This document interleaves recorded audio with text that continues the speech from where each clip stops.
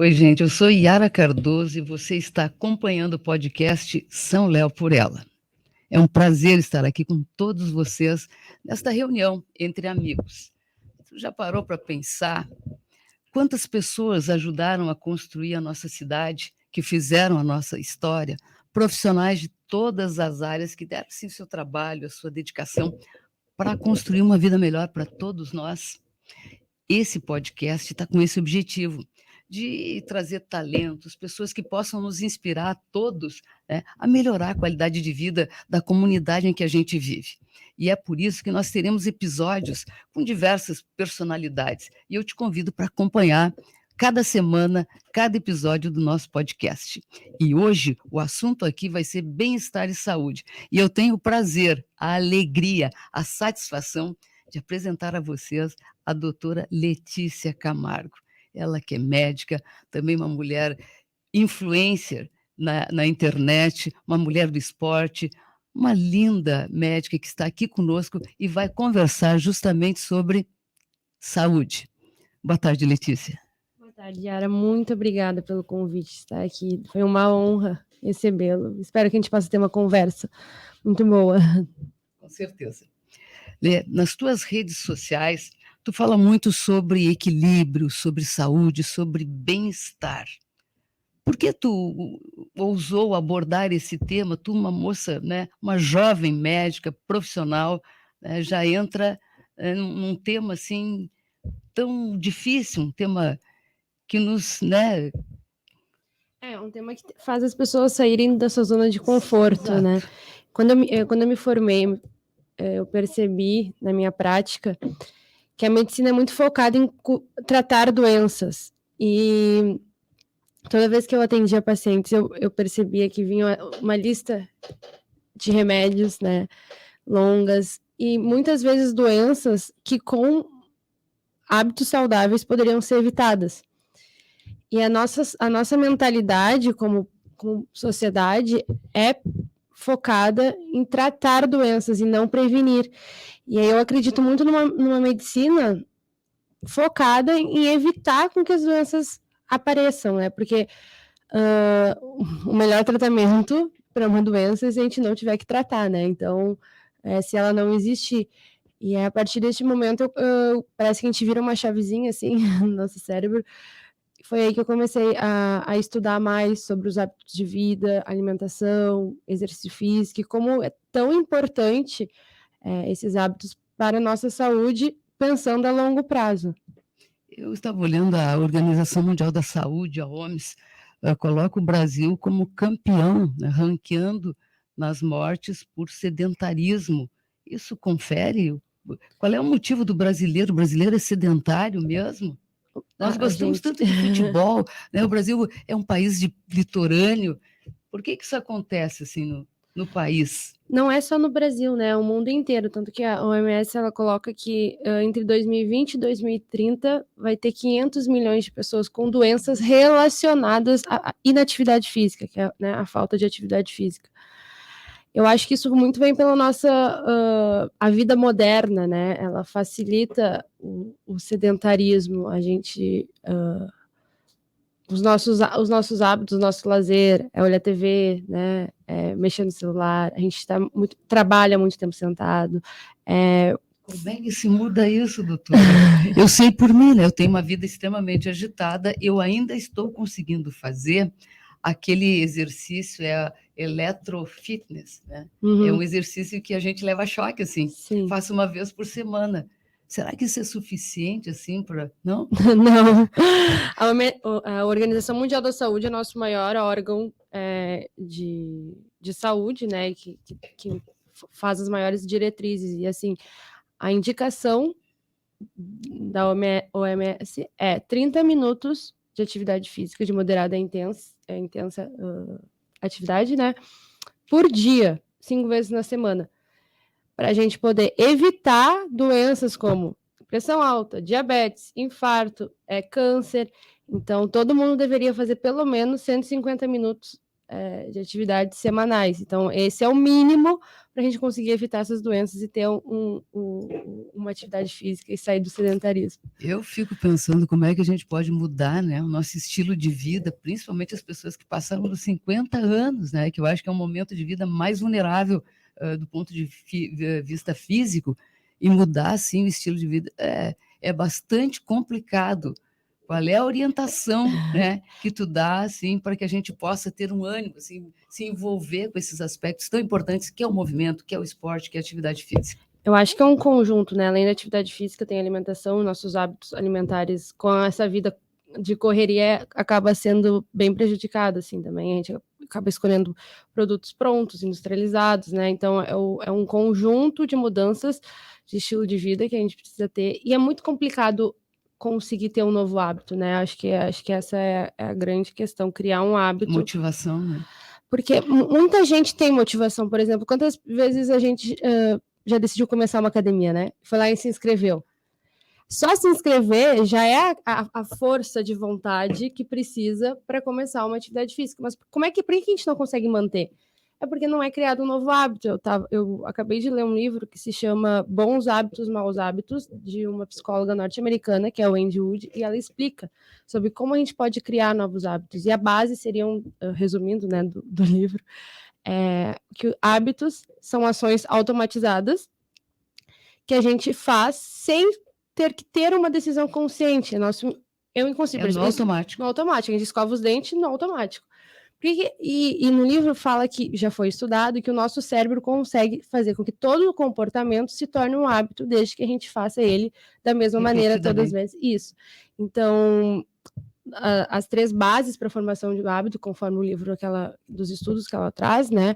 É a gente criar um contexto, um ambiente, né? Porque às vezes a pessoa se matricula numa academia que fica muito longe da sua casa. É bom ter companhias, às vezes, né? A companhia, ou às vezes eu já vi gente que deixa a roupa da academia de manhã cedo já pronta, né? Para gatilho mental. Que mais? Outra questão, a repetição, né? Então, criar um contexto para atividade física, um contexto para alimentação, repetir, né? Todos os dias. E envolver esse hábito com uma recompensa. Às vezes o exercício físico mesmo já traz uma recompensa de bem-estar. A tal da endorfina, né? Não é? Os nossos hormônios, principalmente a endorfina liberada.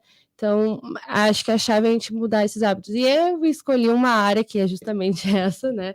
Que eu sei que é a parte mais difícil, tirar as pessoas da zona de conforto. É uma clínica até que envolve muito psicológico, né? Tu és uma médica, tu trabalha, né, com uma parte muito prática, bem tangível, né? Sim. E tu convencer, tu entrar na mente da pessoa, mudar hábito, fazer com que ela, né, se reestruture, Sim. se redescondicione daquilo que ela viveu até ali, é muito complicado. Mistura com isso alimentação, trabalho, rotina, de fato, sabe, é um fardo para quem não tem esses hábitos saudáveis. Exato, e uma coisa que eu gosto de conversar, assim, com quem não tem os hábitos, né, é pensar por que a gente tem que começar um hábito, e às vezes todo mundo sabe que tem que comer, né, o que tem que comer legumes, tem que comer salada, todo mundo sabe que tem que comer fruta, todo mundo sabe que tem que beber água, todo mundo sabe que tem que fazer exercício físico, mas por que não vai? Porque às vezes falta a gente internalizar essa motivação. Que as pessoas não estão em busca, assim, de pequenos prazeres, como é a alimentação? Então, sabe, ela abre mão talvez de uma saúde mais a longo prazo, né, para ter um prazer do comer alguma coisa que ela imediato, muito, né? Imediato. É um prazer momentâneo, imediato, e é muito, com certeza, eu acho que isso está relacionado, porque às vezes a gente coloca nossas emoções, né? Um dia de trabalho foi muito intenso, ou teve alguma briga, alguma coisa, uma discussão com alguém, a gente acaba focando às vezes na alimentação, ou vou comer uma pizza, vou comer um X para me sentir melhor.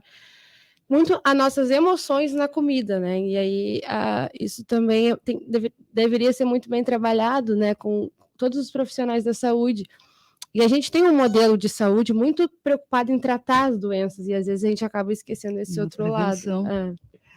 Um tempo atrás, assim, eu lembro, eu era ainda bastante jovenzinha, havia essas campanhas para a população brasileira, parece que uma desnutrição muito grande, né? Para alimentar, precisava engordar, entre aspas, a população. Hoje eu vejo que alterou isso. Hoje o apelo é para evitar açúcar, enfim, né? A obesidade em índices muito grandes no nosso país. Tu confere, tu sente isso, tu percebe isso? A gente tem a desnutrição, que é, né, falta de nutrientes, e muitas vezes a gente, quando fala em desnutrição, pensa naquelas populações, por exemplo, do continente africano, que tem vários países que a gente vê as crianças, né, com aquele aspecto, assim, quase puro osso, assim. Passa no Médicos Sem Fronteiras, às vezes na Isso, televisão. e aí relacionamos a desnutrição com essa questão. Mas hoje em dia, as crianças, principalmente, que têm esses hábitos brasileiras, norte-americanas, que têm uma alimentação focada em açúcar, gordura, produtos industrializados, aí vem refri, né, biscoito recheado, enfim, acabam tendo obesidade, e também é um tipo de desnutrição, porque desnutrição é a falta de nutrientes, então acaba faltando o nutriente que a gente encontra no arroz, no feijão, né, nas verduras, nos legumes, nas frutas. Então, às vezes a gente vê que a criança, só porque, né, não está com falta de peso, é uma criança que não está desnutrida. Mas se a gente for ver a alimentação... Pode estar gordinha, mas com tá faltando de nutrientes. Nutrientes, né? Então, é uma preocupação. Eu particularmente, assim, eu quando vejo uma criança... tô no trem, vejo uma criança pequena e a avó dá biscoito recheado, né? É mais fácil também. Uhum. Não tem como talvez culpar mais barato, essas pessoas. Né? É também mais barato, porque tu vai ver um pacote de bolacha recheado que dura R$2, R$3. Então, isso acaba dificultando também das pessoas conseguirem ter uma alimentação saudável, né? Então, e aí eu vejo essas cenas e eu fico assim com o coração meio apertado, assim, porque eu sei que no futuro dessa criança ela vai sentir na saúde dela, né? Principalmente. E claro que a obesidade está relacionada a fatores de risco para várias doenças, como câncer, como infarto, né? Pressão alta, diabetes. E isso tudo gera um grande índice de morbidade e mortalidade na população, né? E isso depois vão ter que ser tratados com remédios, né? E aí depois a aderência desses pacientes ao tratamento, né? Acaba tendo complicações mais graves, né? Doença renal crônica, que acaba evoluindo para diálise, daí precisa de transplante. Então, é uma cadeia de problemas que vão vindo, que poderiam ser resolvidos com bons hábitos alimentares, né, atividade física. Acho bem bom a gente chamar a atenção, principalmente das mulheres, das mães, né, que já começa com a amamentação e depois em tenra idade já começa a introduzir, às vezes por sua conta, né, conforme ela foi criada, ela introduz a alimentação nas crianças, e se todas nós, mulheres, mães, tivéssemos, assim, uma consciência disso, uma sabedoria sobre isso, por isso que eu acho muito importante, sabe, fazer esse tipo de divulgação, ter esse tipo de conversa, para que as pessoas, né, se atentem. A Marina, minha filha, tem 26 anos, eu fui criada com McDonald's, infelizmente, mas ela já tem consciência de que, né, os filhos delas vão ter outra forma, né, de serem criados e alimentados. E ler, percebo também, assim, o alto índice de ansiedade que tem na nossa juventude, na população em geral, né? É uma epidemia, parece, todo mundo tomando tarja preta. Parece-me que o remédio mais dispensado na farmácia municipal são os tarja pretas. Isso é um sinal, né, muito importante, que tem uma coisa muito errada aí. E o Brasil é campeão nessa questão de doença mental. Como é que está a cabeça das pessoas? Também a atividade física, a qual tu é ligada, que tu estuda, pode ter uma influência, né, decisiva nessa questão mental, na saúde mental das pessoas? A saúde mental é uma questão que tem muito tabu ainda, né? A gente não conversa sobre isso, a gente não vê profissionais falando, a gente não vê as pessoas falando, não aceitando. Muitas pessoas têm ansiedade, têm depressão, não procuram ajuda, porque ainda existe algo assim que a saúde mental não... É louco, manicômio. Ou não posso tocar naquela caixinha, naquela situação. mas deveria ser como qualquer doença, né? Quem tem pressão alta procura o médico e trata a pressão alta. E eu vejo muito, claro, talvez é difícil analisar isso, eu não tenho dados específicos, mas assim, a partir do momento que a gente começa a ter mais consciência sobre saúde mental, mais diagnósticos acontecem, porque nós estamos procurando mais atendimento, né? Então, por esse lado, seria um positivo. Mas o dado de que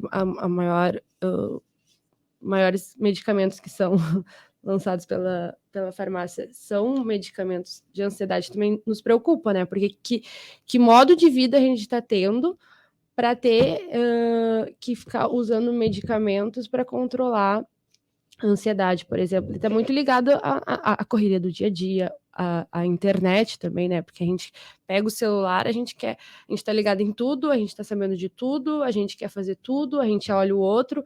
Então, a nossa mente é muito, muito complicada, assim, né, neste momento atual da vida moderna, muito diferente do que era, né, no quase o metaverso, né, na vida é muito virtual.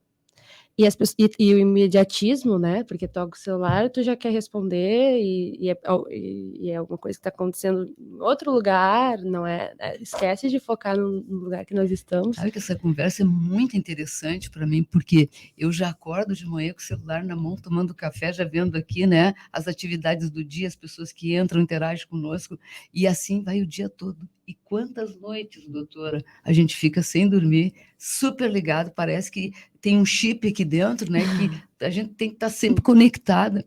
É um problema que eu sinto, eu acho que é geral nas pessoas, né, principalmente que trabalham muito com celular. Isso. E voltando ao que tu me perguntou sobre exercício físico, saiu recentemente alguns estudos que mostram que o exercício físico, comparado a tratamentos medicamentosos, tanto para ansiedade quanto da depressão, consegue ter praticamente o mesmo efeito. Então, o exercício físico, além, né, de nos ajudar a prevenir doenças orgânicas, vamos chamar assim, que é diabetes, pressão alta, assim, também nos ajuda a evitar doenças mentais, que seria a depressão, a ansiedade. Então, exercício físico traz muitos benefícios para a saúde, e como é difícil fazer as pessoas fazerem atividade física, mesmo sabendo todos esses benefícios. E essa medicação nova que vem, o Ozempic, tem uma série de medicamentos que prometem, né, além de combater, eu acho que o diabetes, também emagrecer, fazer com que a pessoa perca a massa de lipídios, gorda, né, ácidos. Enfim, a doutora tem alguma informação, algum conselho sobre isso? O meu conselho é sempre consultar com o médico, né, para saber a necessidade, porque esses medicamentos têm bastante estudos comprovando a sua eficácia para tratamento de obesidade. Não é eu, Letícia, que estou mexendo um pouco, né? Estou com 3 quilos a mais, quero emagrecer. Não é para isso que ele serve, porque toda medicação que a gente usa, o medicamento é uma droga, né? Sim. Que a gente fala, são drogas. Todo medicamento que nós usamos, ele é benéfico por alguma razão, mas ele também traz riscos e efeitos adversos para o nosso corpo. Então, as indicações para esses medicamentos são bem específicas, né? Assim, para pacientes que necessitam, principalmente na questão da obesidade. Mas a minha indicação é sempre procurar um profissional, não sair comprando por aí, porque não é a promessa de emagrecer, porque se não tiver mudanças de hábitos, vai voltar a engordar, né? Então, não existe nenhuma pílula mágica, infelizmente. É mudança de hábito mesmo, exercício, se alimentar de uma forma equilibrada, né? Pessoal, eu tive, assim, o prazer, a alegria de estar na formatura da doutora. Eu fui na festa e o discurso que tu deu lá naquele dia, que coisa incrível, defendendo o SUS, né? Uma médica que é uma operadora ali da saúde, a Letícia fez uma fala na defesa do SUS. E o que tu acha, assim, desse sistema, né, que parece que descentraliza o atendimento, que é democrático, sim, mas também ele volta e meia bastante alvejado, né, sim, pela carência de determinados atendimentos, de especialidades, principalmente. Tu continuas mesmo sendo essa defensora do SUS, já na prática médica? Sim, o nosso sistema único de saúde é único no mundo, né? Assim, ele é referência para vários países. Veio a partir da Constituição de 88, que ele foi criado. E, claro, ele ainda tem muitos problemas, né? Isso não dá para negar, mas que nem eu, às vezes quando as pessoas vêm reclamar para mim do SUS, eu falo, se tá ruim com o SUS, imagina se não tivesse. Porque o SUS atende 3/4 da população brasileira. 3/4 da população. 3/4 da população. Então, a iniciativa privada fica só com 1/4, né? Então, imagina se não tivesse o que seria a saúde. E o SUS, ele faz muito mais do que um posto de saúde ou de... né, assim, que é o que as pessoas veem assim por cima. Agora teve a questão do Faustão. Sim. Que trouxe o assunto da lista de transplante, por exemplo, para receber um transplante, SUS, né? A lista é única, não existe uma lista de transplante para particular, para público e outra para particular. Classe A. Não, é uma lista só. Vigilância sanitária, o SUS, né? Então, o restaurante. E as vacinas, doutor? A vacina. Muito do meu discurso foi porque a minha formação, ela infelizmente aconteceu num período que meio Covid. Conturbado tanto politicamente, né, pelo último governo federal, quanto pela pandemia que foi do Covid. E a gente viu a questão da vacinação, né, dos medicamentos. Então, o SUS, ele abraça muitas vias que a gente não enxerga, assim, a gente, médicos, enxerga, né, mas que a população em geral não enxerga. Por exemplo, a vacinação, tu nasce já recebendo a BCG e a hepatite B, né, a criança já nasce, e quem tá ali é o SUS, né, não importa se está nascendo no hospital privado ou não, a vacina vem do SUS, né, essas vacinas, todas as vacinas da infância, é o SUS que disponibiliza. Nossa, a abrangência do SUS, a saúde do trabalhador, né, que todos os trabalhadores que estão numa empresa, eles, quando sofrem um acidente de trabalho, né, é o SUS que está ali.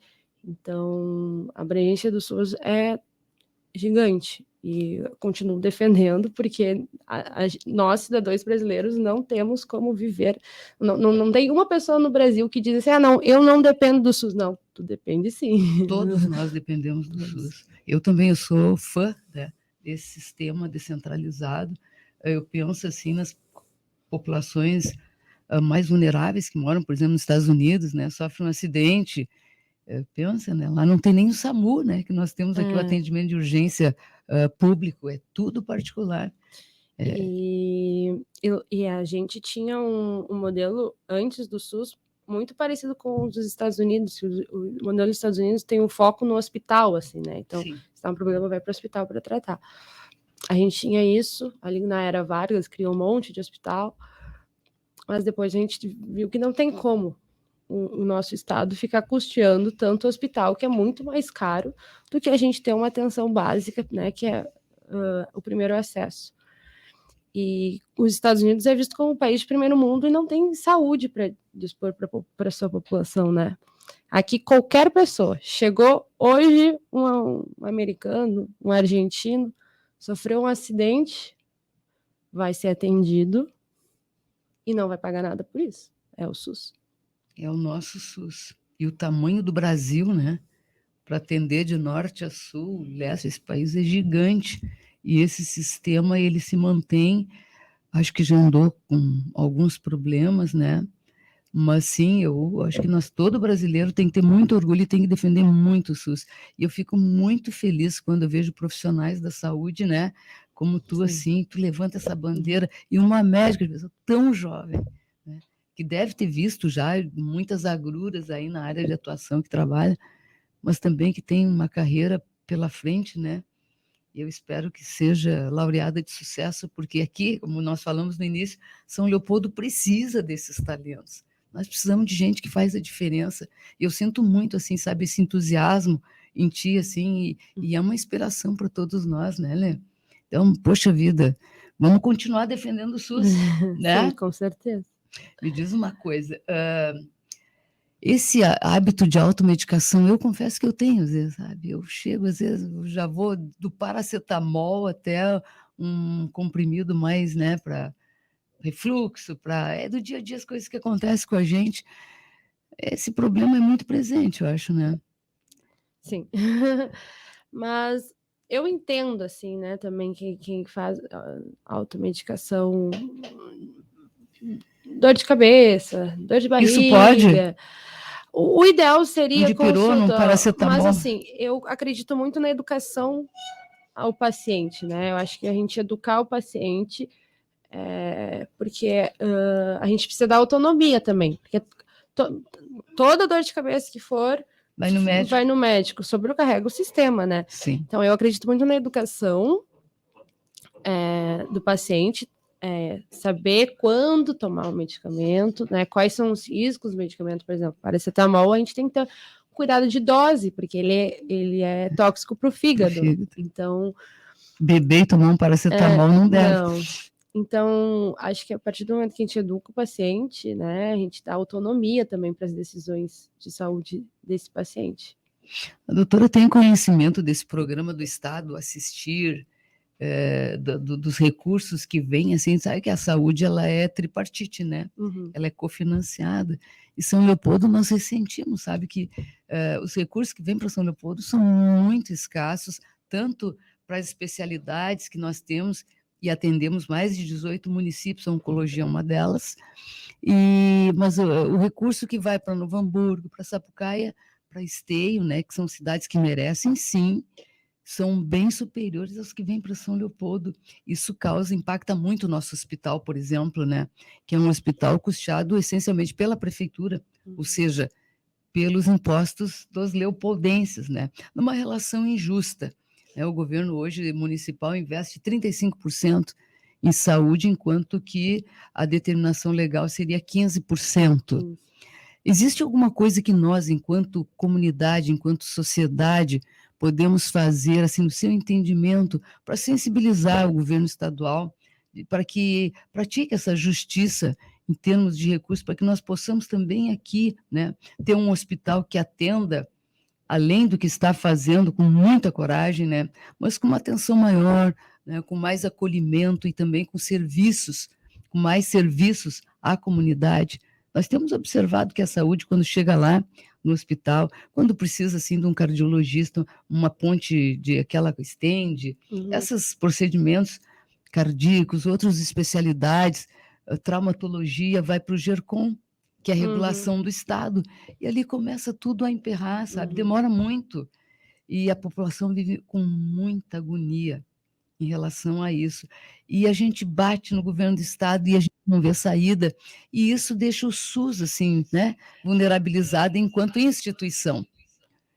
Eu te pergunto, existe uma luz no final do túnel para nós virar esse jogo, assim, em relação a esses recursos e, por conseguinte, o atendimento a essas especialidades no próprio Hospital Centenário? Eu sei o básico, assim, né, do financiamento do SUS. E quando tu me falou de 35%, eu tinha o 15% na minha cabeça, que é o que está na Nós aqui é 35%. 35%. Eu acho que ir atrás dos mecanismos que o próprio SUS, talvez... quando eu falo SUS, eu digo da legislação, né? Pode nos orientar, porque, por exemplo, do funcionamento, eu sei que a gente tem é impossível ter alta complexidade em todos os municípios, né? Por isso que a gente tem alguns municípios que são as referência. Então, São Leopoldo seria Porto Alegre. Canoas, Porto Alegre. Havia alguma coisa em oftalmologia, acho que para Portão. Entendi. Mas, assim, questões, por exemplo, de traumatologia, né? Neurologia. Só chega com um AVC no Hospital Centenário e ele é encaminhado para Canoas. E aí é aquela briga de busca de leito, né? De fato, uma confusão, mas isso vai além, né, das nossas forças enquanto sociedade, né?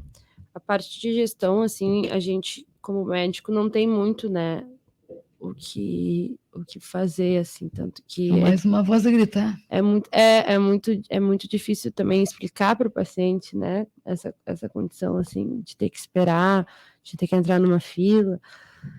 E acho que a partir do momento, por exemplo, que a gente como população se interessa por esse assunto, entende, o nosso meio democrático, né, é voto e é encontrar por ali, né, candidatos que também enxerguem, e a gente cobrar, né, sim, de ter um olhar também para isso, porque, como tu disse, São Leopoldo tem 35%. Se a parte política conseguir diminuir do município, fazer com que, né, o Estado banque a sua parte, faça a sua parte, a gente consegue pegar o dinheiro, né, que era destinado, e conseguir fazer outras melhorias na cidade. Com certeza, o atendimento na atenção básica, quem sabe melhorado, na parte da educação, na saúde, né, na qualidade de vida das pessoas, no esporte.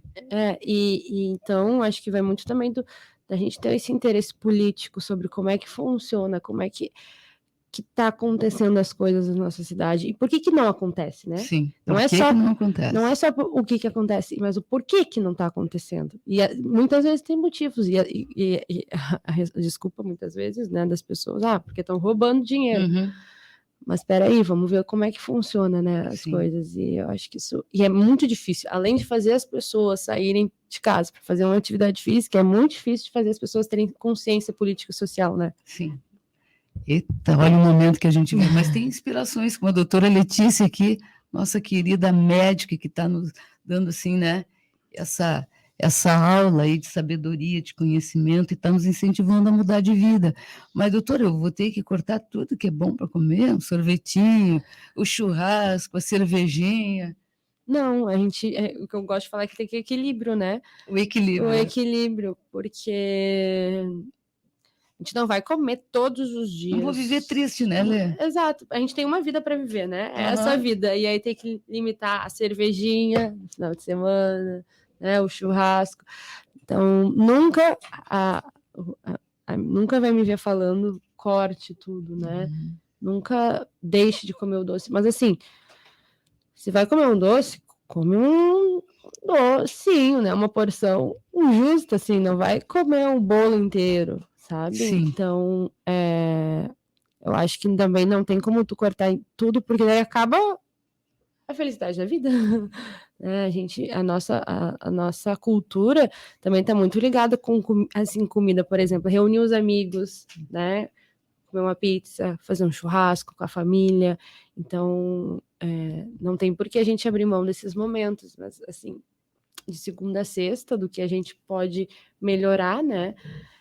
Às vezes, quando eu vou orientar os pacientes sobre alimentação, perguntar quantos pães que tu come de manhã, às vezes é tipo 2, 3, vamos tentar diminuir para 1, né, 1,5. Um cacetinho. Ou se ainda tá ruim vamos mudar para o integral, né? Mas assim, vai muita diferença o integral pro... Assim, se tu não... Claro, por exemplo, pessoas que querem terem o corpo com 10% de massa, 10% de gordura, né? Maior parte de massa corporal magra, claro que vai fazer diferença tu comer o pão branco e comer o pão preto, né? Mas assim, uma pessoa que não tá preocupada com isso, quer manter uma vida saudável, o cacetinho não vai fazer mal. Não vai, né? Não vai fazer mal. Que bom. E a geleia? Esse cacetinho, né? A geleia ali no cacetinho, a manteiguinha, a geleia. Isso é o prazer da vida, né? E só não pode ser todos os dias, né? Todos os Mas dias. amanhece todo dia, né? Todo dia tem Olha esse telefone. Mas, Lê... Mas, assim, a alimentação depende muito. Por exemplo, se tu faz um almoço super balanceado, não vai ser a geleia que vai te prejudicar, entendeu? Mas agora, se tu come um cacetinho com geleia de manhã, daí no meio da manhã come outro. Aí o almoço é polenta frita, frango frito, né? Uhum. Aí de tarde é mais 2 cacetinhos, aí no final do dia é um bolo. Daí isso aí já vai acumulando, né? Então a gente tem que ter um equilíbrio. Pode comer geleia com cacetinho, desde que também as outras refeições sejam balanceadas. Sabe que eu tenho meu assessor, meu chefe de gabinete é um esportista, né? O da Lua. Ele é tricampeão mundial do skate. Mas eu preciso também seguir o exemplo dele e o teu, né? Incentivo ter que me virar, viu, ô Dalu? Vai ter que me fazer com que a gente se movimente, todo dia dar uma caminhada, né? Mas é difícil, né? Mas É muito a difícil. partir desta conversa, eu vou mudar os meus hábitos, vou botar na internet ali todo dia, viu? Às 7 da manhã, antes de ir para o serviço, fazer um exercício físico. E eu quero desafiar quem está conosco aqui para fazer a mesma coisa. E a gente fazer ali um grupo, estamos lá, estamos nessa, um incentivando o outro, né? Sim. Eu fiz um projeto que nós protocolamos e foi aprovado por unanimidade na Câmara, que é a Bolsa Atleta, que alcança para os talentos, né, na área do esporte um valor para que possa ter condições de competitividade, de treinamento, hospedagem, viagens, enfim. Eu acho que isso também é um motivo a mais para as pessoas se envolverem com o esporte, né, praticarem, porque de repente isso une o útil ao agradável, saúde, disposição, qualidade de vida, né? Diversão, né? Esporte. Diversão, lazer. Diversão, lazer, questão social, né? Tu vai se reunir com as pessoas para fazer. Às vezes escolhe um vôlei. Vôlei não dá para jogar sozinho, né? Então já também interação social. Eu sou muito fã de esporte, né? Eu assisto todos os esportes possíveis que tem e eu quando eu escolhi a área que eu quero seguir, que é medicina do esporte, juntei as duas coisas que eu gosto, né? Que é saúde com esporte. E esporte me vem muito... Eu gosto muito da questão da preparação, da mentalidade do atleta, né? Que a gente deveria olhar para eles para a gente conseguir também ter na nossa vida, não precisamos ser um atleta, mas assim, o sucesso que a gente quer ter na nossa vida, nos nossos sonhos, pode ser muito pautado na mentalidade de um atleta, né? Foco, né? O foco. Determinação. Tem um atleta que já faleceu, foi o Kobe Bryant, que foi um dos maiores jogadores de basquete, e que ele tinha o que eles chamavam de Mamba Mentality, que é Mamba Black era o apelido dele, que ele tinha uma mentalidade que falava assim, que pra gente conquistar o que a gente quer, a gente tem que dar o melhor 100% de nós, todos os dias. Às vezes o nosso 100% não é o mesmo de ontem, mas é o 100% que a gente pode dar naquele momento, né? E isso, a gente trazer essa mentalidade para nossa vida, também é a questão de se alimentar bem, né? De fazer atividade física, de todo dia a gente se dar um pouquinho. E aquilo que tu dizes bem, o equilíbrio, né? O equilíbrio na alimentação, nas atividades, enfim, né? Tudo que se refere à vida da gente, né? A paz de espírito, talvez a religiosidade também, né? Que cada um de nós temos, assim, o nosso sagrado, estarmos em paz, com a consciência tranquila. É que a saúde não é só estar livre de doenças, né? Saúde física, saúde emocional, a saúde mental e a saúde espiritual. Certo. Então, faz parte do nosso eu, né? Tá vendo esse espaço que a gente conversa? Ele é tão curto para tanto que a gente tem para falar, né? E eu acho que São Leopoldo, assim, merece, assim, um destaque para essas pessoas que fazem a diferença, né? Nós temos uma cidade super complexa, né, Letícia? Uma cidade constituída por um caldo de tantas etnias, né? Começou lá em 1800, com a chegada dos alemães, que institucionalizou a cidade de São Leopoldo, já tinha aqui portugueses, escravos. Nós passamos por 200 anos de história, vimos o Império se derreter, passamos pela República Velha, República Nova, Revolução Industrial, Revolução do 4G na indústria, a internet, que é uma revolução que nós ainda estamos, né, tentando nos situar e aprender e apreender com ela. São Leopoldo tem polo tecnológico, que é uma expressão, acho que maior da América Latina, né? Então, acho que é um momento, sim, de nós olharmos para a nossa cidade, ver o que cada um de nós pode fazer em prol e benefício de nós mesmos, né? Alto astral da cidade, fazer com que esse equilíbrio que cada um busca em si se transforme no equilíbrio, um ecossistema social para toda a nossa São Leopoldo.